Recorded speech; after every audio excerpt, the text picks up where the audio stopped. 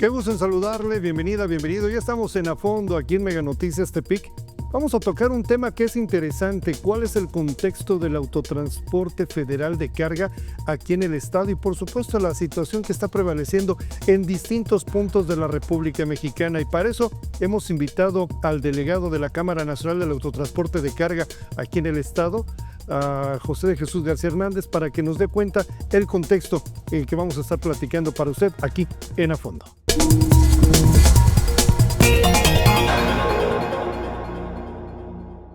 Y pues ya estamos aquí con nuestro invitado, a quien saludo con mucho gusto. Pepe García Hernández, me da mucho gusto que nos acompañes en este segundo programa de A Fondo aquí en Mega Noticias Tepic.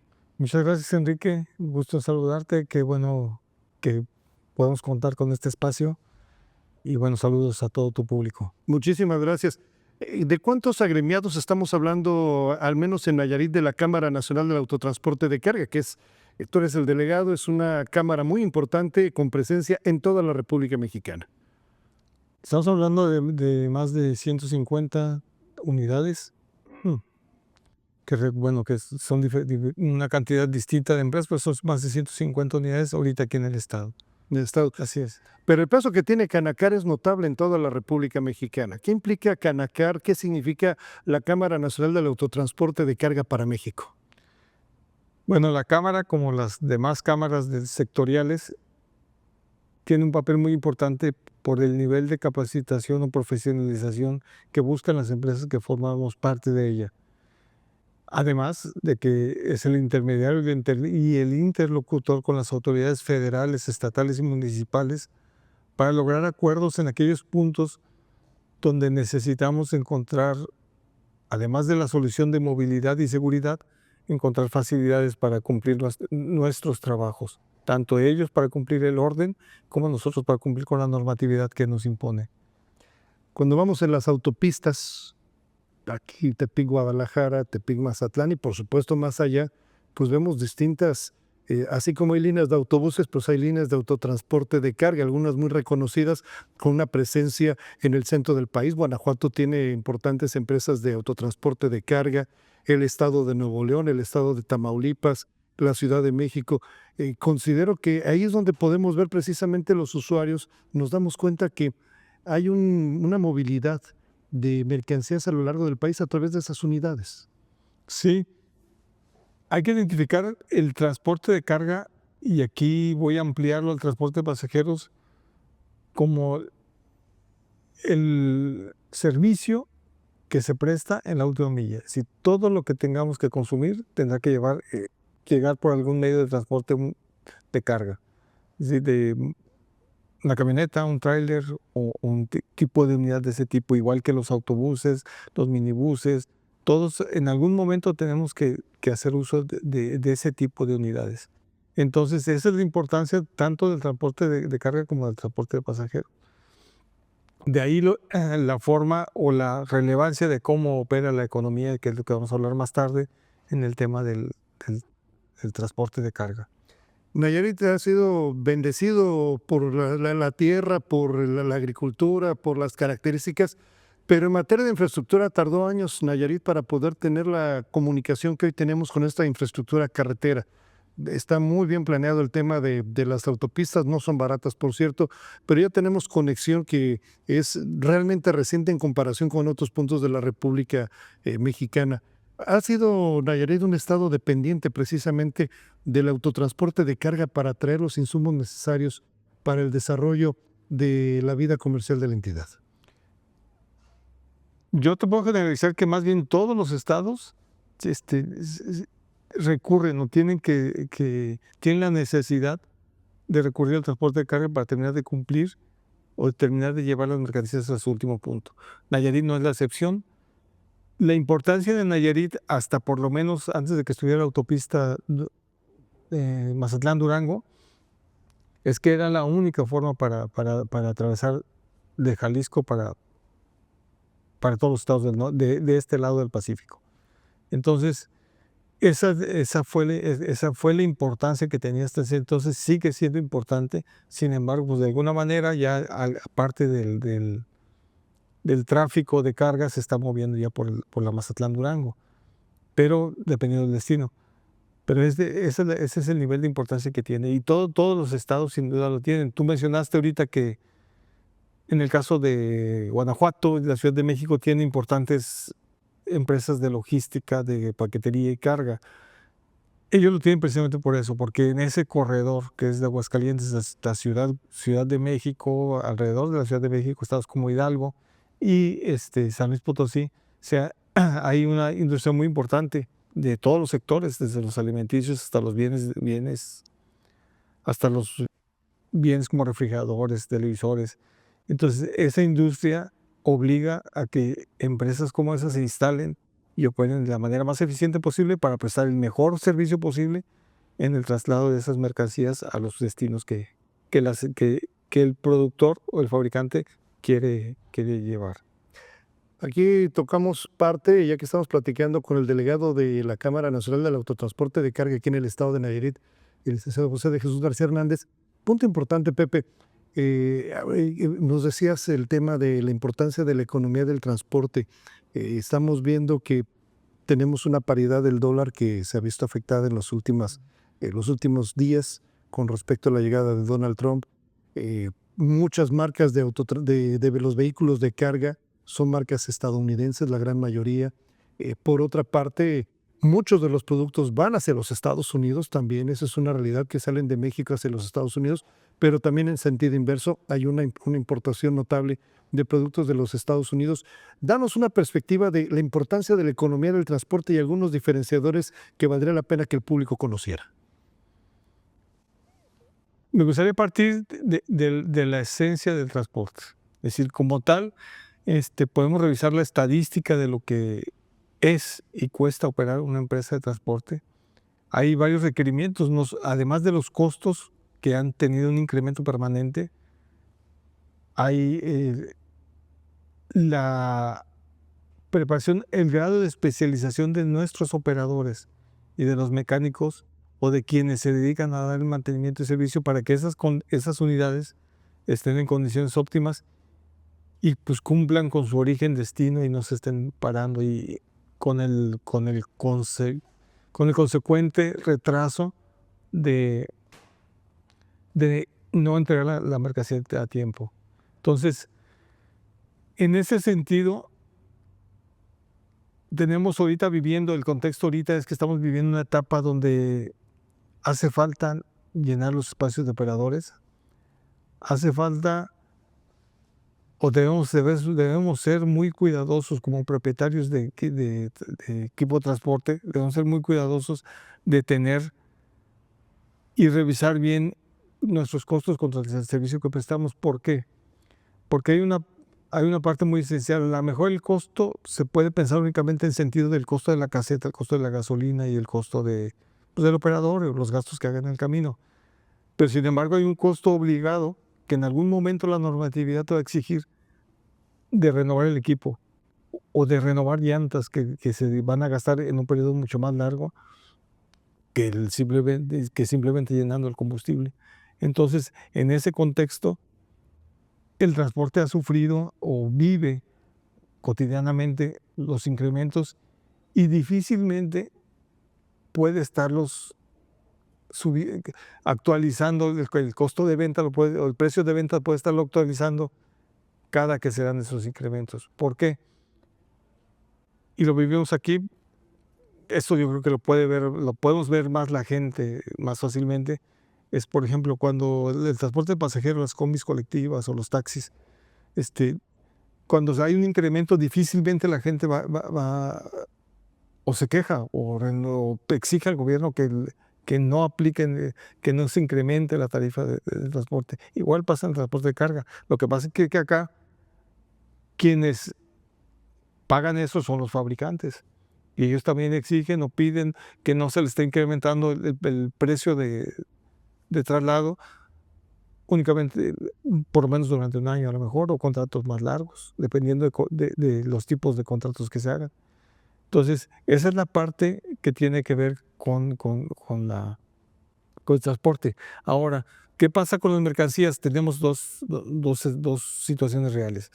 Una primera es cuando mercancía se produce y se distribuye a nivel nacional, y la otra es cuando se distribuye o se recibe a nivel internacional, que es concretamente Estados Unidos y Canadá, que es con quien ahorita estamos en revisión, dado la toma de protesta de Trump, de ver qué es lo que va a terminar pasando con la importación y exportación de mercancías, los volúmenes principalmente. Y el coste, consecuentemente, pues eso va a determinar si se mantienen, si se incrementan o qué tanto se reducen. Entonces, ¿qué tan importante es? Tenemos, básicamente, yo creo que podemos ver en todas las tiendas qué es lo que tenemos. Quienes, si se ponen a revisar la estadística con más detalle, es importante la cantidad de autos, camiones que se fabrican, se maquilan aquí y que se envían a Estados Unidos y Canadá, y viceversa. Hay muchos productos que vienen de regreso, entonces es sumamente importante. Por ahí en la agenda económica del transporte viene el número de pases transfronterizos que hay, y es una estadística muy importante. Y cuando te pones a sacar la cantidad con el volumen, pensando en que a lo mejor estás utilizando las puras unidades de 22 toneladas, así en promedio, porque hay unas que entran con full o con mayor volumen, pues te estás dando cuenta de que el número de la cantidad en toneladas de mercancías es muy importante. Aquí estaba precisamente viendo este dato que aquí tenemos de lo que estás diciendo con respecto a los cruces fronterizos. Simplemente en 2023, el número de cruces transfronterizos únicamente frontera norte, estamos hablando de 6.483.569 cruces. Así es. Esa es frontera norte. En el caso de frontera sur, son 197.045. Nada más la dimensión de lo que implica el mercado del norte contra el mercado del sur. De ahí la importancia, por ejemplo, de cuando ha habido los bloqueos, o de lo que ahorita está exigiendo el presidente Trump, cuando Texas dijo, ¿sabes qué? No vamos a dejar entrar por tema de seguridad, como vamos a hacer una revisión exhaustiva, todos los cruces transfronterizos. Entonces, imagínate, fue desde Tamaulipas hasta Chihuahua. Si todos esos cruces transfronterizos se cerraron o estaban muy lentos, entonces se hacían largas filas para poder pasar a Estados Unidos. Y bueno, de allá para acá pasan fácil, pero de aquí para allá no. Claro. Punto que aquí estabas destacando, el tema del autotransporte de pasaje. Acaba de anunciarse por parte de varias empresas de autotransporte de pasaje, que ellos estén afiliados a la CANAPAT, la Cámara Nacional de Autotransporte de Pasaje Terrestre, un incremento en sus tarifas, por ejemplo. Ellos ya lo hicieron, ya podemos, si vamos, viajar simplemente a Guadalajara, Mazatlán, aquí al nivel local, la Caponeta, Tehuala, pues ya estamos viendo que hay un diferenciador porque sus tarifas se basan en otro contexto. Y con esto lo que nos estás diciendo es básicamente esa parte de lo que también está sucediendo en el autotransporte de carga, porque también tienen la situación de los movimientos inflacionarios en esa economía del transporte, cómo se está manifestando toda esta parte de los distintos insumos y demás, para que también existan una serie de parámetros. Es complicado este tema, no es fácil hablar de una economía del transporte cuando estamos viendo que pues simplemente hoy lo que cuesta el diésel, que supera los 25 pesos el litro, contra cuando estaba a 16 pesos en el 2018. Sí. Definitivamente que el combustible es una parte importante, Y no es todo. pero no lo es todo. Y además, sí, efectivamente, si tuvo un incremento del 10, 15, 20% acumulado en los últimos años, ese porcentaje no representa ese incremento igual en el costo final, porque hay que sumarle los otros costos y el porcentaje que representa respecto a los demás costos. Entonces, pues, puede ser más o puede ser menos. Pero el hecho es que hay un incremento, y los incrementos a veces es una opinión muy personal, yo no lo he leído, es que son más difíciles de reflejárselos al usuario, en el caso del transporte de carga y en el transporte de pasajero. Es decir, ¿cuántos años llevamos pagando la misma tarifa de aquí a Guadalajara en los camiones? Yo creo que va por lo menos más de año y medio, un año. Entonces, hasta hoy se animan y va a haber gente que se va a quejar y a lo mejor en el Inter tardan en regularizarse, pero igual con nosotros. Es decir, difícilmente si incrementamos la tarifa por kilómetro de traslado de mercancías, seguramente pues la gente así va a buscar otra alternativa. Y además nos falta, además del incremento de los combustibles, el tema de los incrementos de las casetas que a ustedes directamente sí les También impacta. afecta, así es. Entonces ese es el problema. Bueno, no es problema, es una situación en la cual siempre hemos vivido y todos lo vivimos. Si la industria alimenticia lo hace, ellos, hasta donde alcancé a percibir el año pasado, aplicaron 4 o 5 incrementos. Claro, los incrementos son de centavos, pero al final pues, terminó siendo $1, unos 50 sobre los productos que diario consumimos de alimentos procesados. Claro. Pues es igual, estamos viviendo, todos terminamos siendo víctimas de la inflación o tenemos que hacerle frente a eso. Pero hay un punto que quiero compartir con ustedes. Recientemente conocimos los datos de la Encuesta Nacional de Seguridad Pública y Urbana. Nayarit realmente es una entidad que está tranquila en comparación con otras, como le hemos estado informando a usted aquí en Mega Noticias. No tenemos los retos que se tienen en otras entidades de la República, un Estado de México, y en materia de transporte, que se ha convertido en un verdadero riesgo, no nada más para el robo, sino inclusive para la vida humana de los operadores. Un tramo carretero que es la México-Querétaro, por ejemplo, que si hace años era segura, hoy no lo es. Hablar de México, no nada más México-Puebla, sino hasta prácticamente la Puebla-Orizaba, es otro tramo de riesgo. La ribereña que va desde Piedras Negras, Coahuila, hasta Matamoros, Tamaulipas, historias terribles que se han registrado. No tenemos esa historia con respecto al estado de Nayarit, pero de todos modos, pues no nada más son transporte estatal. Ustedes tienen que salir a Guadalajara, a Ciudad de México, a Tijuana, a Durango, a otros puntos de la República Mexicana. Y un transportista, pues que está recorriendo el país, también tiene los mismos riesgos con sus unidades, con sus operadores, con el personal. ¿Qué está sucediendo en materia de seguridad que nos puedas explicar como delegado de la Canacar aquí en el estado de Nayarit? En materia de seguridad, aquí en el estado de Nayarit estamos tranquilos todavía. Ya hubo incidentes de robos y tentativas de robo. Inclusive uno fue con arma de fuego. De Ixtlán. De Ixtlán. Sin embargo, pues los casos han sido mínimos en relación a otras entidades, como bien lo dices. Todavía somos una entidad segura, todavía los transportistas en general buscan descansar aquí en las casetas o los lugares de descanso de aquí del estado, porque sigue siendo seguro. Es decir, la coordinación que ha habido o la buena voluntad de las autoridades en su conjunto federal, estatal y municipal de los diferentes municipios ha sido tal que permite tener ese nivel de seguridad.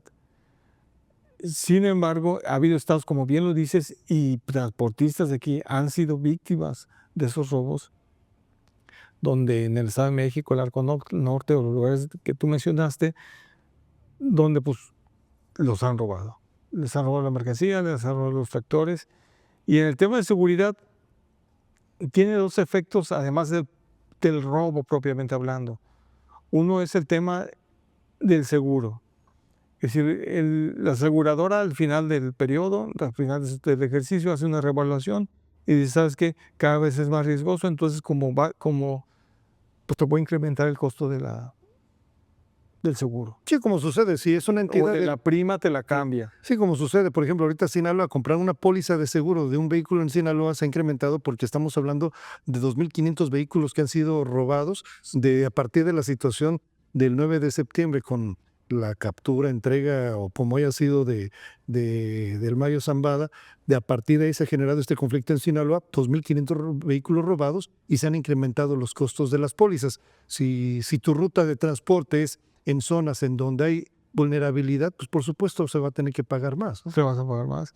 Y el segundo efecto es que, por ejemplo, en el caso de que se recupere la unidad, es muy complicado hacer el trámite para recuperar la unidad. Y después, los costos que tiene, en este caso de las grúas, pues tenemos varios casos en el Estado de México donde es excesivo el costo que están aplicando. Entonces, bueno, andamos cargando la consecuencia, por eso decía, del robo no termina ahí, sino termina reflejada en otras dos actividades inmediatas, que es la recuperación del procedimiento para recuperar la unidad y en el costo del seguro. ¿Qué ha pasado con el tema de la seguridad?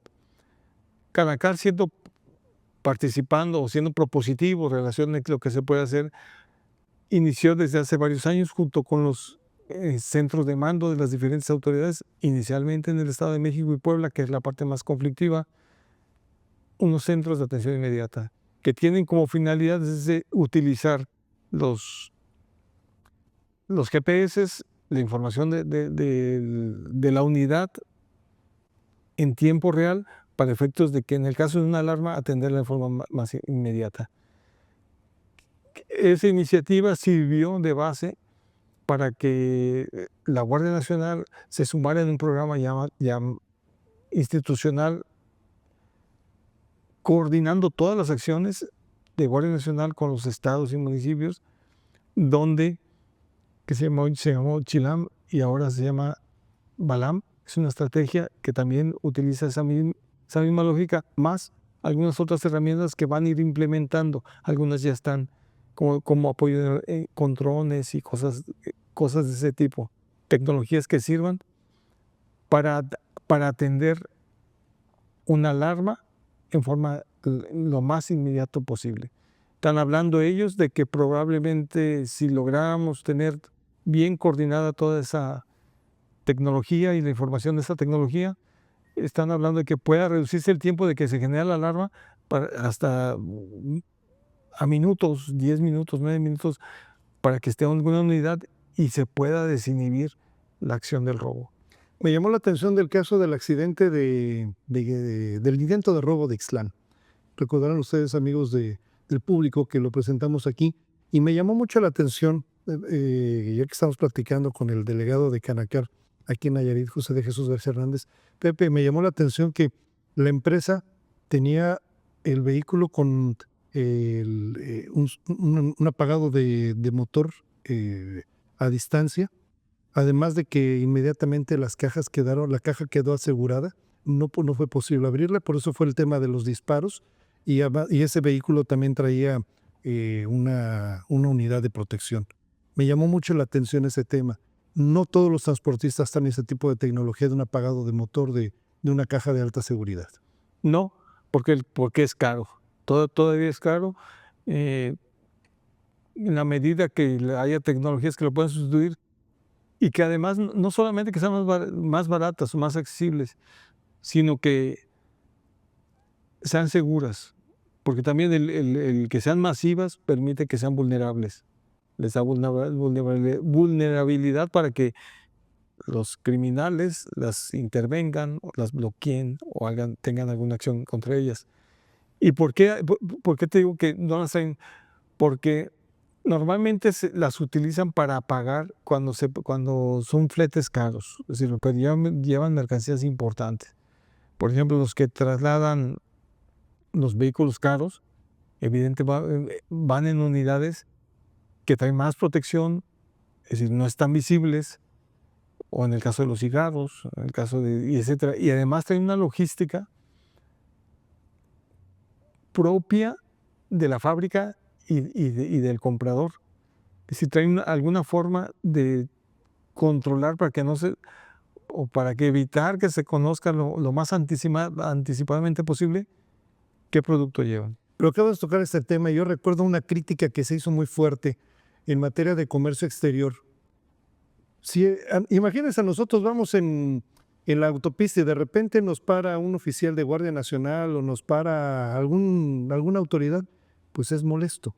Pero hemos conocido casos en donde principalmente cuando hacen estos retenes, este paro de unidades para verificar, independientemente del tipo de dispositivo, si es para ver si se traen drogas o no, me ha llamado la atención, ha sido una de las críticas, la carta aporte que se pide por parte del Servicio de Administración Tributaria a través de un procedimiento en donde está plenamente identificado qué se está transportando y el costo-valor de esa mercancía. Me preocupa que sea visible y sobre todo que esa información la conozcan pues personas que no deben conocer.